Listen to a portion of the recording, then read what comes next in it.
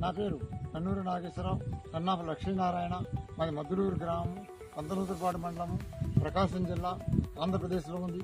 నేను ఒంగోలు 1వ వేలం కేంద్రంలో టొబాకో రిజిస్టర్ గ్రోయర్ని.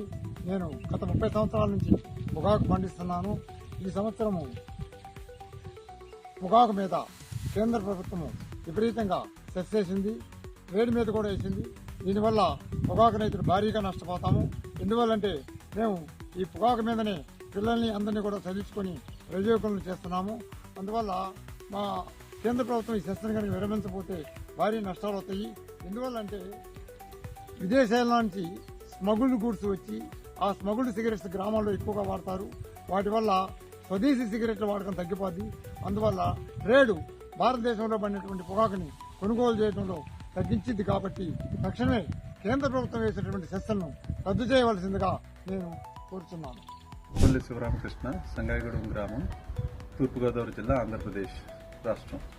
నేను గత 20 సంవత్సరాల నుంచి పొగాకు పండిస్తున్నాను. గత బడ్జెట్లో కేంద్ర ప్రభుత్వం వారు విధించిన పొగాకుపై ట్యాక్సేషన్ వల్ల మా పొగాకు రైతు కుటుంబాలు, మాపై ఆధారపడిన రైతు కూలీ కుటుంబాలు చాలా ఇబ్బంది పడే పరిస్థితి ఉంది. దీనివల్ల ట్రేడ్ కూడా తక్కువ మంది వచ్చే అవకాశం కనపడుతుంది. అందువల్ల ఈ అక్రమ సిగరెట్లు పెరిగిపోయే అవకాశం ఉంది ట్యాక్సేషన్ వల్ల. అందువల్ల గవర్నమెంట్ వారు తక్షణమే స్పందించి ఈ ట్యాక్సేషన్ తగ్గించవలసిందిగా కోరుతున్నాను. నా పేరు ముప్పిడి సుబ్బారావు, తూర్పుగోదావరి జిల్లా, గోపాలపురం మండలం, గోపాలపురం గ్రామం. గత 10 సంవత్సరాల నుంచి మేము పొగాకు వ్యవసాయం మీద ఆధారపడి బతుకుతున్నాము.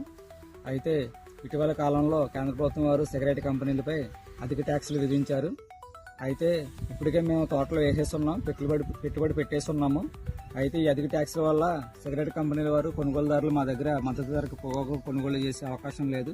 కాబట్టి కేంద్ర ప్రభుత్వం వారు ఒకసారి సిగరెట్ కంపెనీలకి ట్యాక్సులు తగ్గించి మాకు రైతుల్ని ఈ పొగాకు తోటలపై ఆధారపడి పనిచేస్తున్న కూలీలకి జీవనోపాధి కల్పించాలని, ముఖ్యంగా అక్రమ సిగరెట్లు అరికట్టాలని, ట్యాక్సులు కట్టే కంపెనీలకు కేంద్ర ప్రభుత్వం ట్యాక్సులు తగ్గించి మాకు గిట్టుబాటు ధర వచ్చేలాగా మా రైతులను ఆదుకోవాలని కోరుకుంటున్నాం.